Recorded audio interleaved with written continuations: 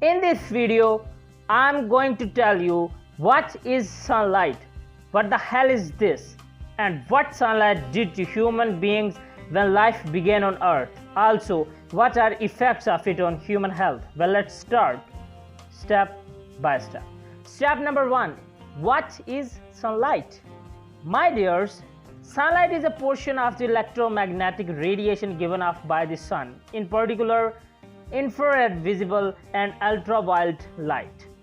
On Earth, sunlight is scattered and filtered through Earth's atmosphere and is obvious as daylight when the sun is above the horizon. When direct solar radiation is not blocked by clouds, it is experienced as sunshine, a combination of bright light and radiant heat. When blocked by clouds or reflected off other objects, sunlight is diffused. Success indicates an average over the entire Earth of 164 watts per square meter over a 24-hour day. The ultraviolet radiation in sunlight has both positive and negative health effects, as it both a requisite for vitamin D3 synthesis and a mutagen. Sunlight takes about 8.3 minutes to reach Earth from the surface of the sun. A photon starting at the center of the sun and changing direction every time it encounters a charged particle would take between 10,000 and 1,70,000 years to get to the surface. Sunlight is a key factor in photosynthesis, the process used by plants and other eutrophic organisms to convert light energy normally from the sun into chemical energy that can be used to synthesize carbohydrates and to fuel the organism's activities. So, this was our step number 1. Now, I think that step number 2 is very interesting, which is life on Earth with sunlight. Let's dive right in with step number 2. So friends, life on Earth. The existence of nearly all life on Earth is fueled by light from the sun. Most eutrophs, such as plants, use the energy of sunlight combined with carbon dioxide and water to produce simple sugars, a process known as photosynthesis. These sugars are then used as building blocks and in other synthetic pathways that allow the organism to grow. Heterotrophs, such as animals, use light from the sun indirectly by consuming the products of autotrophs, either by consuming autotrophs, by consuming their products, or by consuming other heterotrophs. The sugars and other molecular components produced by the autotrophs are then broken down, releasing stored solar energy and giving the heterotroph the energy required for survival. This process is known as cellular respiration, as you know about it.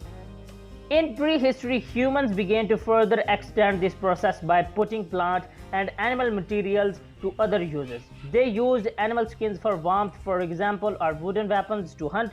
These skills allowed humans to harvest more of the sunlight than was possible through glycolysis alone, and human population began to grow. During the Neolithic Revolution, the domestication of plants and animals further increased human access to solar energy.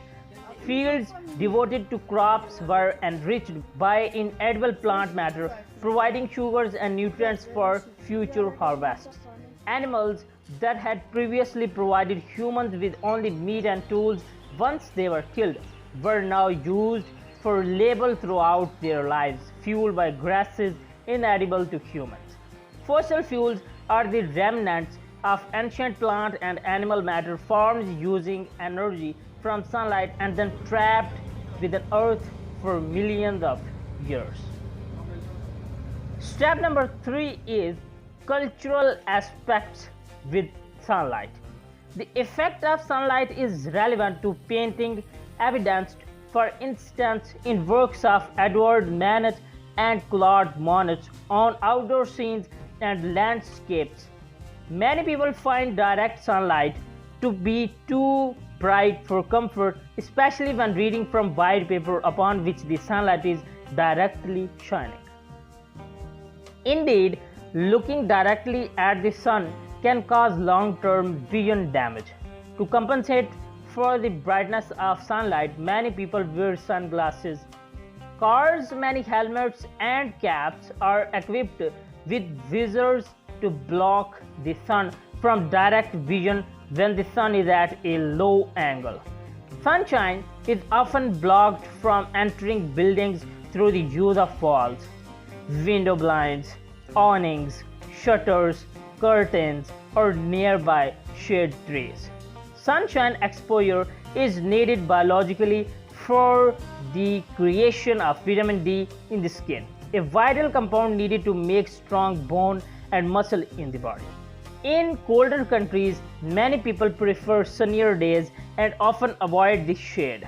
In hotter countries, the converse is true. During the midday hours, many people prefer to stay inside to remain cool.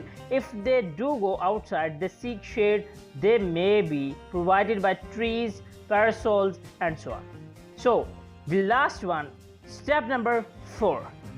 What are the health effects by sunlight? The ultraviolet radiation in sunlight has both positive and negative health effects, as it is both a principal source of vitamin D3 and a mutagen.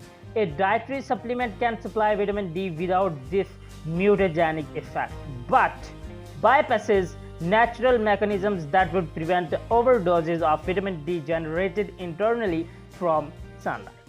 Vitamin D has a wide range of positive health effects, which include strengthening bones and possibly inhibiting the growth of some cancers. Sun exposure has also been associated with the timing of melatonin synthesis, maintenance of normal circadian rhythms, and reduced risk of seasonal affective disorders. Long-term sunlight exposure is known to be associated with the development of skin cancer, skin aging, immune suppression, and eye diseases such as cataracts and macular degeneration. Short-term overexposure is the cause of sunburn, snow blindness, and solar retinopathy. UV rays and therefore sunlight and sun lamps are the only listed carcinogens that are known to have health benefits, and a number of public health organizations state that there needs to be a balance between the risks of having too much sunlight or too little. There is a general consensus that sunburn should always be avoided. Epidemiological data shows that people who have more exposure to sunlight have less high blood pressure and cardiovascular related mortality. While sunlight and its UV rays are a risk factor for skin cancer, sun avoidance may carry more of a cost than benefit for overall good health. A study found that there is no evidence that UV reduces lifespan in contrast to other risk factors like smoking, alcohol, and high blood pressure. So this was our video. Now I want to turn it over to you. Which step you like the most? Tell me in the comments. My dears, make sure to subscribe so you don't miss out on my future videos. If you think that this video should be in Urdu, then we can get more information easier. Then the video that you can see in front of your eyes is just for you.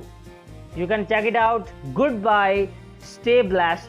Bundle of thanks for watching.